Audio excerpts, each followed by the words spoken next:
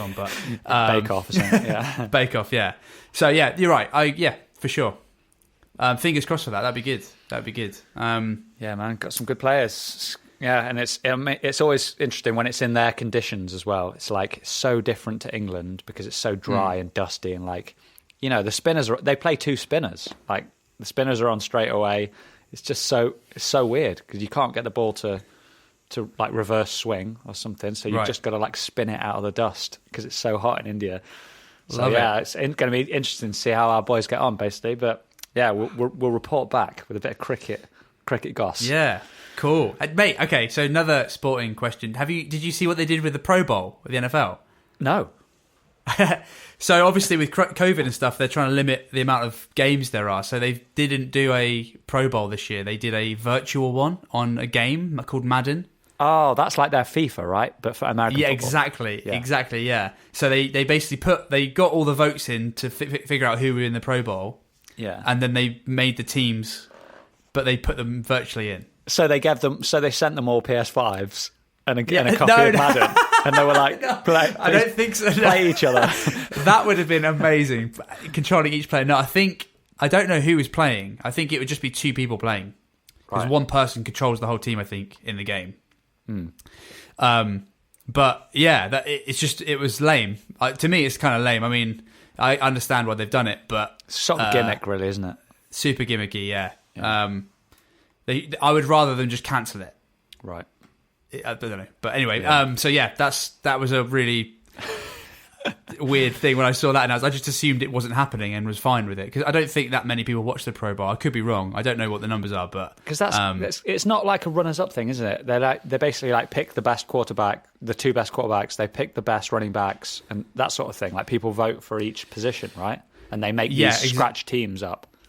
Exactly, yeah. The best, but it's funny because it's the best players not in the 2 teams that are in the Super Bowl who are the best players. It's the second best players most of the time. Yeah. Because the best players are winning the championship and they're going up to the Super Bowl, you know? Yeah. So, but it's still cool. And it's like a badge of honor, isn't it, for a player like 3-time Pro Bowl champion or whatever. Or they never won a Super Bowl, but they've been in the Pro Bowl 3 times, you know? Right. If you actually think about it, it's not that good. But it's also, I think, it's the players vote. I think cool. So it's not a fan thing. I could be wrong now. I'm pretty certain it's the players that vote for the other players. So it's like a badge of honor there as well because your colleagues are sort of voted for you. Right. Nice. And it's like a cornerback would vote for a running back that they couldn't cover. Basically, yeah. They're like, yeah, respect. Like he was way better than me. Nice. I vote him. You know, so that's quite cool, I guess. Are you excited for the Super Bowl?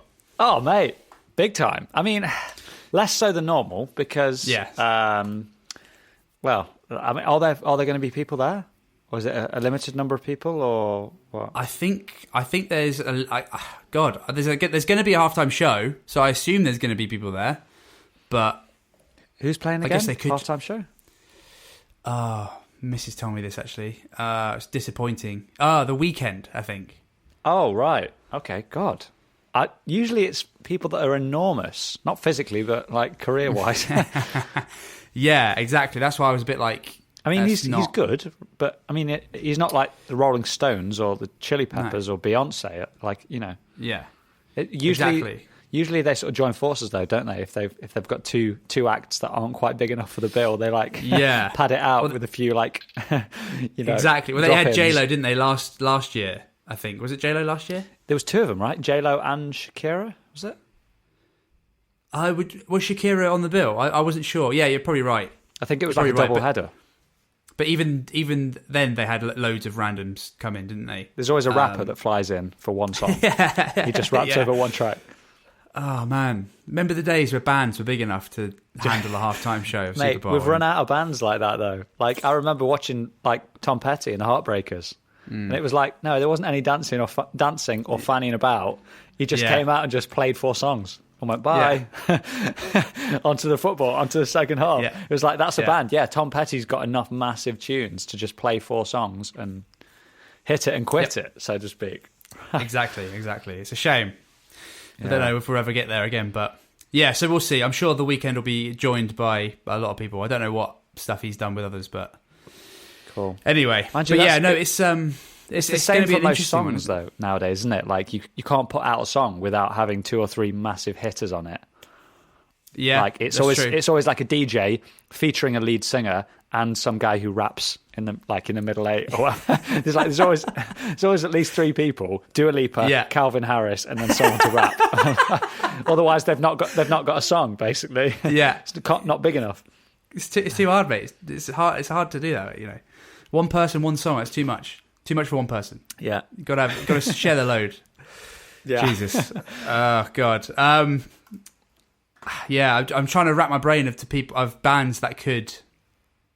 Arctic Monkeys could probably do it.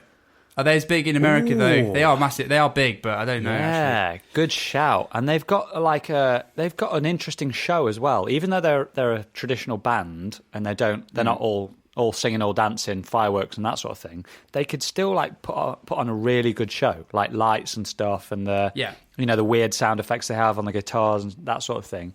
Arctic Monkeys is a great shout. Yeah, I guess it just requires them to be really big in America as well. So if it was in the UK, they definitely could.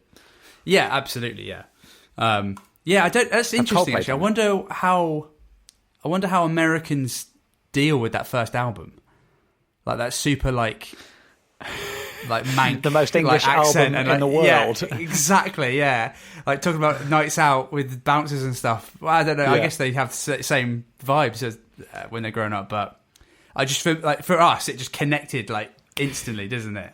Whereas an American teenager or an American adult, would they have the same? I'm not sure they would. I'm not sure they'd understand half the word he said. Actually, no, definitely not. Says, rather, his accent is too thick, and they also wouldn't know just what things mean. Like red light indicates doors are secured. They'd be like, "What are you talking about?" Whereas everyone in Britain knows that that's the little thing inside a cab. You know, like, it's just inbuilt into us. Sorry, taxi. Yeah. Exactly. Yeah. Interesting. Yeah. I'm going to look that up actually to see how they did. It's kind of like Oasis, isn't it? Like they never broke it in America. They like judging by that documentary Supersonic when they did that gig, was it at Whisky A Go Go in LA or somewhere like that? They basically snorted some drugs thinking it was cocaine and it was actually speed or something like that, and they basically screwed up that first promo gig, which was potentially going to break them, and they ruined it. But again, if it was in the UK, the Super Bowl, Oasis would be the big, they'd nail it. Oh, yeah, for sure. God, that's so interesting, isn't it? Actually, maybe we've got more appetite for bands and stuff in the UK, or maybe I'm just being a bit biased. Are there any bands that are the opposite way round, that are like massive in America that just didn't make it over here? Dave Matthews Band? Yeah.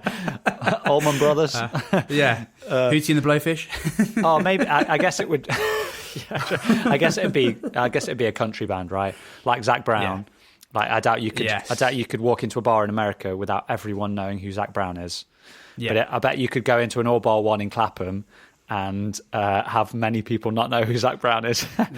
Travesty, but yeah. Yeah, well, yeah. Exactly. Although, mate, have you listened to any of his new stuff? No. Any good? Don't. No, it's not good. It's the Arctic Monkeys did it to me. Zac Brown's done it to me. I've been hurt too many times at this point in my life that it's just they lead you on for 3 albums and then they just hit it and quit it, and they go off this random slip road into a very different area which I'm not comfortable with. Man, it's so different. It's so poppy, and I'm not that guy that pop music's rubbish. It's like, it's fine, pop music's got its place and that stuff, but it's so different to their like original stuff. Right. Oh man. So you sort of grouped Arctic Monkeys into that list. Does that mean that you don't like AM? No, I like AM. The one before it, Don't Sit on the Bar Stool because I've already moved it or whatever. What was the one? The one, it's not the one with the waveforms. Definitely not AM. No, that's AM. AM's all right. Yeah, because that was the one where it changed, though, right? That was the one where they went in a complete opposite direction. So Arctic Monkeys, I'm not going to lump into the same group as like Zac Brown band, so they didn't get like poppy or anything. I'm not having to go at them for that. They just changed. Now AM's not a bad album. I like it. It's very different to the stuff that I loved from Arctic Monkeys. The album I'm talking about, so the fourth album, I think, right? So you've got the fourth album. I forget the name of it now. So I listened to it like 3 times. I bought it when it came out, and I was so angry. I've never listened to it again. Yeah, it's the one with like "Don't sit down because I've already moved your stool" or whatever that song is called. I don't think you know what, I fell off the wagon basically. So I bought the first one, obviously, whatever people say I am, which was incredible. Yeah, and then they did a couple of like crapper versions of that album after, which I completely ignored.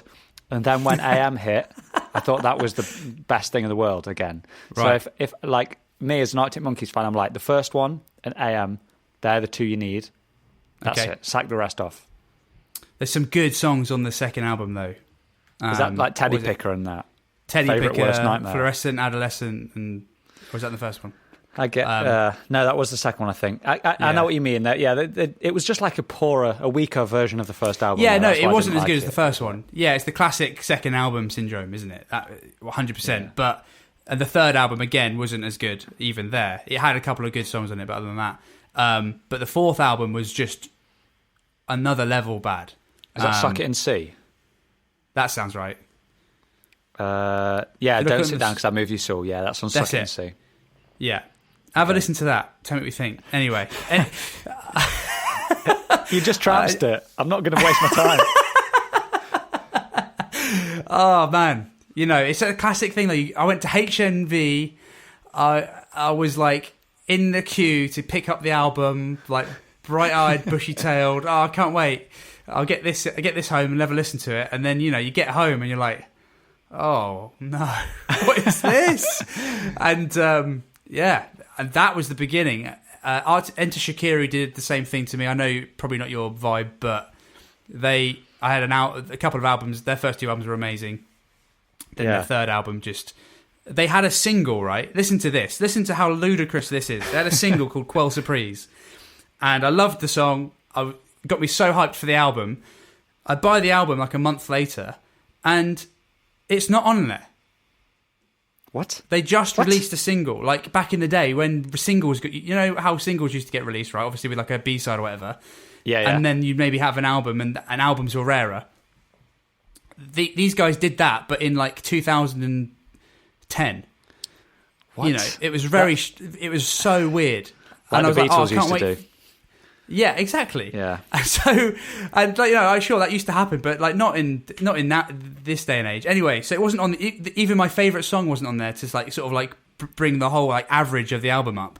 So the entire thing was just trash, and it's happened to me so many times now, and with films and everything. I just either I'm getting old. I think I'm getting old. Actually, I think this is just a sign of me aging, but poorly.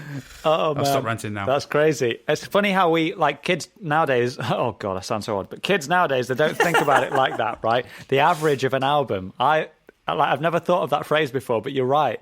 Like, if there were, like, maybe a handful of songs that were all, like, 5s out of 10, you thought, yeah, decent album. Yeah, not bad. Good stuff. But then you also gave that same sort of vote to an album that had one absolute banger on it, and then the rest was trash. Because at least you could just listen to that one banger, and the average overall was still 5 out of 10, you know?